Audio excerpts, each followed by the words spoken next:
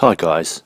Well, after my top 5 go-kart tips video blew out of proportion, a few of my subscribers and even my wife suggested that I do another go-kart tips video.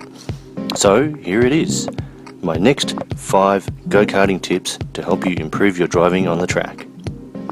So instead of starting off the count at 1 again, I'm going to start the tips off at 6 and finish at 10. So this video in turn will be a continuation of the top 5 tips. So let's start on the next 5 go-kart tips. Number 6, warm up the tyres. Okay, so I've had a question from one of my viewers. Why were you swerving from left to right and right to left and back and forth? Well, the purpose of this is to create friction between the tyres and the track. This in turn warms up the surface area of the tyres, causing them to become more grippy and assist you in getting faster cornering speed, and also to avoid drifting around corners and losing speed.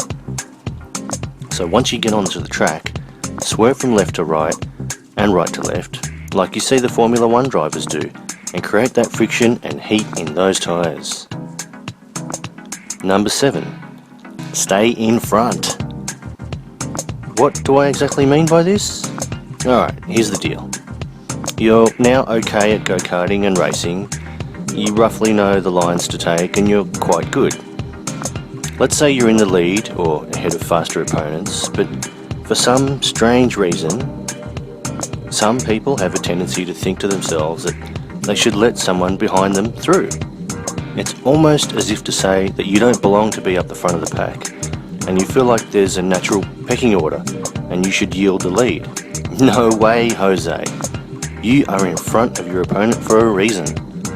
Whether they were a bit slow on a part of the track and you took advantage of that by slipping past, or they got stuck behind the back marker or had an accident, it doesn't matter.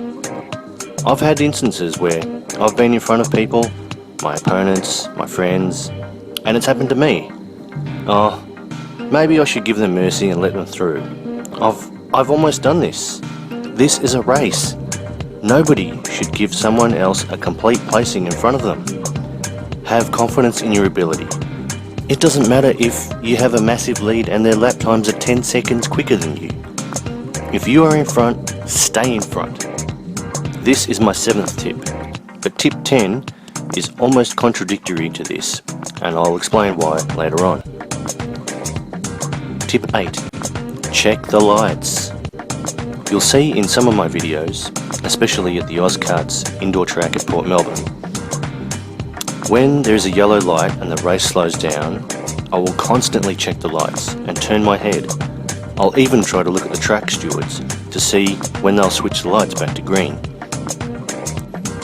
A yellow light will be caused by an accident or stoppage of some sort where the track stewards need to slow everyone down to help out a car in trouble.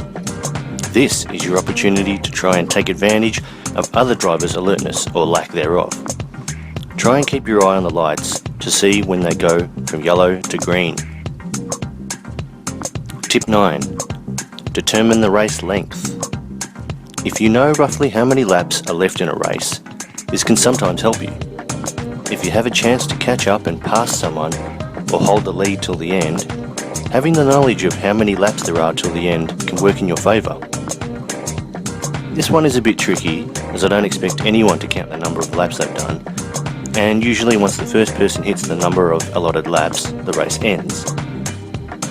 So the actual number of laps you'll get in can greatly vary, but if you get a chance, say on a red light, to ask the track stewards how many laps there are left, or even if you can see a screen anywhere with some race details, this can help you. Tip 10. Hang in there and stay with them. This is my last tip. And this is something that I needed to tell myself in the last race I had. What do I mean by this? This is the 10th and final tip, so let me elaborate. Say that you are in a situation where you're battling out the lead, but there could be a potential accident happening.